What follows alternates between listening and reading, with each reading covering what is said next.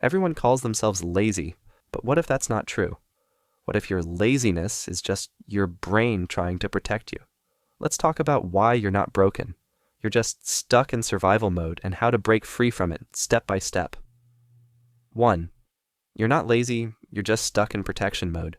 Have you ever wanted to do something great, but just couldn't start? You tell yourself, I'll do it tomorrow. But tomorrow never really comes. Then you feel guilty, like you're lazy or broken, but the truth is, you're not lazy. Your brain is simply trying to protect you. It avoids pain, discomfort, and uncertainty, even if that means keeping you stuck. That protective instinct once kept our ancestors safe. Now, it's what stops you from chasing your dreams. 2. How your brain tricks you. Every time your brain sees a big goal, it sees danger. Write a book. Get in shape. Start a business. All of these require effort, risk, and change. So your brain whispers, let's rest for now. We'll do it later. But that later never comes. What feels like laziness is really a mix of fear and procrastination. You're not weak. You're wired this way, but you can rewire it. Step 1. The law of small steps.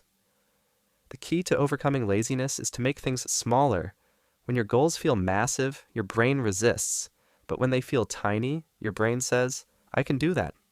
Want to write a book? Just write one sentence today. Want to get fit? Just put on your workout clothes. Each small step tells your brain, see, this isn't scary.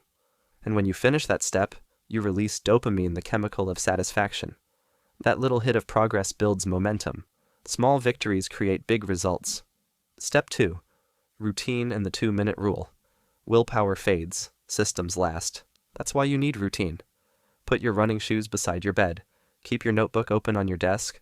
Make starting easy, automatic. And if the task still feels too heavy, use the 2-minute rule. Promise yourself you'll do it for just 2 minutes. 2 minutes of writing. 2 minutes of cleaning. 2 minutes of learning. Because once you start, your brain enters motion mode.